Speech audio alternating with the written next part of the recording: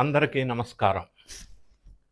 Success మంత్ర అనే కార్యక్రమం ద్వారా మనం ఇప్పటివరకు సక్సెస్ సాధించడానికి కావాల్సింది క్వాలిటీస్ ఏంటి, అవి ఎట్లా డెవలప్ చేసుకోవాలని రకరకాల వీడియోస్ చేసుకున్నాం.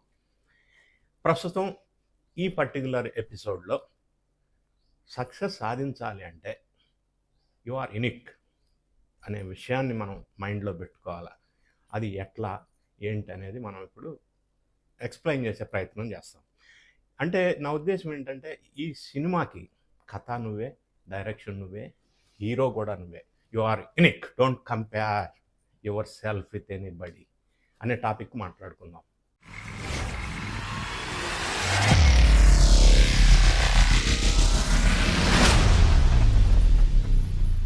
సో దీంట్లో మనం ఎగ్జాంపుల్స్, యు ఆర్ యూనిక్, నువ్వు ఒక ప్రత్యేకం నీలాగా ఎవరుండరు, ఎవరితోనూ కంపేర్ చేసుకోవద్దు.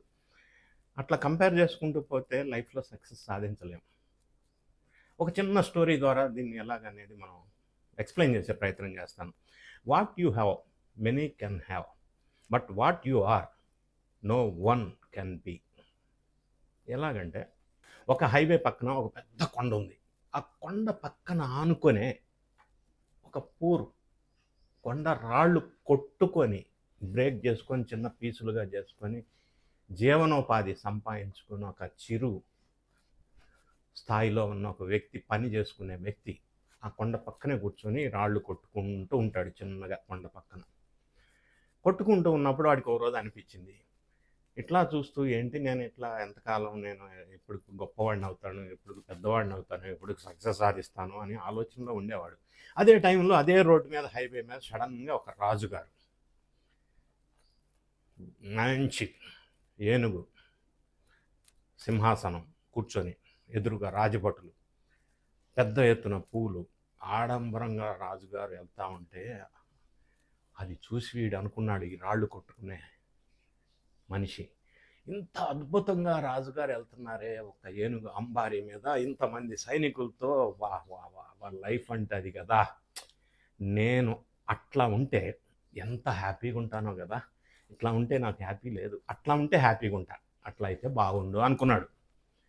పైన తదాస్తు దేవతలు ఉంటారే, వాళ్ళు తదాస్తు అన్నారు. ఇతను వెంటనే రాజుగారిలాగా అయిపోతాడు.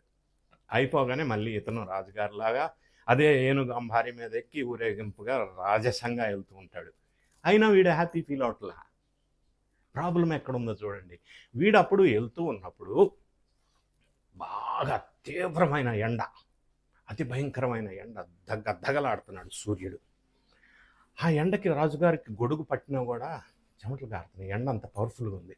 అప్పుడు ఈ రాళ్ళు కొట్టుకునే వ్యక్తి, రాజు వేషం ఏదైతే వచ్చిందో అదృష్టం, అందులో ఉన్నవాడు ఆ సూర్యుడిని చూసి, ఆ సూర్యుడు పవర్ఫుల్ కదా ఈ రాజు కంటే, ఈ రాజునే సూర్యుడు చెమటలు పోపిస్తున్నాడు అంటే సూర్యుడు చాలా పవర్ఫుల్, నేను ఆ సూర్యుడిని అయితే హ్యాపీగా ఉంటా కదా అని అనుకుంటాడు. హ్యాపీనెస్ ఎక్కడో లేదు, మన ఏమనుకుంటామో అందులో ఉంది. సో అట్లా అనుకాంలోనే మళ్ళీ తదాస్తు దేవతలు తదాస్తు అంటారు. వీడు వెంటనే సూర్యుడుగా మారిపోతాడు. సూర్య ప్రతాపంతో అందరినీ గజలాడిస్తుంటాడు. పవర్ఫుల్ కదా వెలుగు, ఎండ. ఆ సందర్భంలో ఏమైంది, మేఘాలు సూర్యుడికి ఇట్లా అడ్డుగా వచ్చినాయి, ఎండని ఆపేసినాయి కింద పడకుండా. అప్పుడు సూర్యుడు రూపంలో ఉన్న వీడు అనుకుంటాడు, మేఘాలు నాకంటే పవర్ఫుల్, నాకంటే గొప్ప, నా లాంటి పవర్ఫుల్ ఎండను కూడా మేఘాలు ఇట్లా ఆపేసినాయి కింద సూర్యకిరణాలు పడకుండా. కాబట్టి మేఘాలు పవర్ఫుల్, నేను మేఘాలు అయితే ఇంకా హ్యాపీగా ఉంటా అనుకుంటాడు. తదాస్తు అంటారు దేవతలు. వీడు పెద్ద మేఘాలలాగా తయారైపోతాడు, మారిపోతాడు. అదృష్టం ఇచ్చాడు భగవంతుడు. కానీ మేఘాలలాగా ఇచ్చినా కూడా మళ్ళీ హ్యాపీనెస్ లేదు వీడికి. ఎందుకంటే ఆ మేఘాలు అట్లా ఉన్నప్పుడు పెద్ద వర్షం వచ్చింది. వర్షం తుఫాను బీభత్సంగా వస్తే ఆ తుఫాను గాలికి చెట్లు, గుడిసెలు, ఇళ్ళు కూలి స్మాష్ అయిపోతున్నాయి. అప్పుడు వీడు అనుకుంటాడు, నేను కంటే కూడా ఈ తుఫాను, వర్షం చాలా పవర్ఫుల్ కదా, అదైతే నేను ఇంకా ఎంత హ్యాపీగా ఉంటా లైఫ్లో అని అనుకుంటాడు. తదాస్తు అంటారు దేవతలు. వీడు వెంటనే భయంకరమైన తుఫాన్ లాగా మారిపోతాడు. అందరినీ గడగడలాడిస్తాడు వర్షంతో, గాలితోటి, ఈదురుగాలితోటి, చెట్లు, ఇళ్ళు ఆ టైంలో ఒక పెద్ద కొండ అట్లానే కదలకుండా ఉంది. గాలికి కదలట్లా, వర్షానికి కదలట్లా, గుడిసెల చెట్లు కదులుతున్నాయని కొండ కదలట్లా. అప్పుడు ఈ వర్షం రూపంలో ఉన్న ఈ పూర్ ఫెలో ఏమనుకుంటాడంటే, నేను ఆ కొండనైతే ఎంత హ్యాపీగా ఉంటుందో తెలుసా? అది సంతోషం అంటే. అట్లా ఆ పొజిషన్‌లో ఉంటే హ్యాపీగా ఉంటా. అది పవర్‌ఫుల్ నాకంటే అని అనుకుంటాడు. తదాస్తు అంటారు. వెంటనే వీడు పెద్ద కొండగా మారిపోతాడు. అది పవర్‌ఫుల్ అనుకున్నాడు. హ్యాపీనెస్ అక్కడ ఉంటుంది అనుకున్నాడు. ఏదనుకుంటే అది జరుగుతుంది పాపం. వెంటనే కొన్ని రోజుల తర్వాత ఆ కొండ పక్కన ఒక చిన్న poor fellow stone cutter stones ఇట్లా కొట్టుకుంటూ కూర్చుంటాడు. అప్పుడు ఈ కొండ రూపంలో ఉన్న వీడు అనుకుంటాడు, నేను కాదు పవర్ఫుల్, ఈ కొండ పక్కన ఎవడో ఒకడు ఈ కొండని బద్దలు కొడుతూ చిన్న చిన్న రాళ్ళుగా కొడుతున్నాడే, వాడు కొండను కూడా కొట్టి బద్దలు చేసి ముక్కలు చేస్తున్నాడే, వాడు గొప్పవాడు కదా, వాడిలాగా నేను మారిపోతే అదృష్టం ఎంత బాగుంటుందా అనుకుంటాడు. తదాస్తు వీడు మారిపోతాడు మళ్ళీ స్టోన్ కట్టర్గా. మళ్ళీ బ్యాక్ ఎక్కడి నుంచి స్టార్ట్ అయ్యాడో అక్కడికి వచ్చాడు. Same place, same position, same work. So happiness అక్కడైతే ఉంటుంది, నేను ఎట్లయితే ఉంటుంది హ్యాపీగా, నేను అట్లయితే హ్యాపీగా ఉంటా, అవి కాదు. నువ్వే, నువ్వు నీతో ఎవరిని కంపేర్ చేసుకోకు. అట్లా ఉంటేనే నువ్వు హ్యాపీగా ఉంటావు, హ్యాపీగా ఉంటే సక్సెస్ సాధిస్తావు. ఇది ఒక చిన్న ఎగ్జాంపుల్. ఇట్లానే ప్రతి ఒక్కరిలో ఒక విశేషమైన క్వాలిటీస్ ఉంటాయి, యూనిక్ క్వాలిటీస్. ఆ క్వాలిటీస్ ఏంటో మనం ఐడెంటిఫై చేసి దాన్ని బయటికి తీసి నర్చర్ చేయగలిగితే, సాధన చేయగలిగితే మనం సక్సెస్ అవ్వడానికి అవకాశం ఉంటుంది. ఫర్ ఎగ్జాంపుల్, శ్రీనివాస రామానుజన్ అని గ్రేట్ మ్యాథమెటిషియన్, అతి గొప్ప మ్యాథమెటిషియన్ శ్రీనివాస రామానుజన్.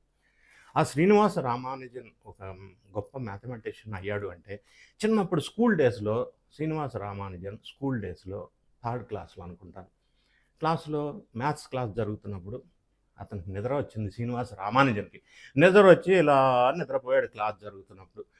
ఆఖరికి బెల్లు మోగింది, క్లాస్ అయిపోయింది. క్లాస్ అయిపోగానే హుటాహుటి నిద్రలో నుంచి లేచేసి బోర్డు వైపు చూశాడు. బోర్డు పైన 3 ప్రాబ్లమ్స్ నోట్ చేసి ఉన్నాయి. న్యాచురల్గా ఏమనుకుంటాం, టీచరు ఈరోజు మనం హోంవర్క్ ఇచ్చారు, అది నోట్ చేసుకెళ్ళి రేపు హోంవర్క్ చేసుకురావాలి అని అనుకున్నాడు. ఆ 3 ప్రాబ్లమ్స్ని నోట్ చేసుకున్నాడు, ఇంటికి వెళ్ళాడు. నెక్స్ట్ డే క్లాస్కి వచ్చాడు శ్రీనివాస రామానుజన్. వచ్చి టీచర్ దగ్గరికి వెళ్ళి అపాలజీస్ చెప్పాడు.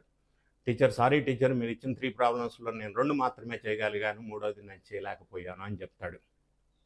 టీచర్ షాక్, పరేషాన్, స్టన్ అయిపోయింది. ఎందుకంటే ఆ 3 ప్రాబ్లమ్స్ హోంవర్క్ కాదు.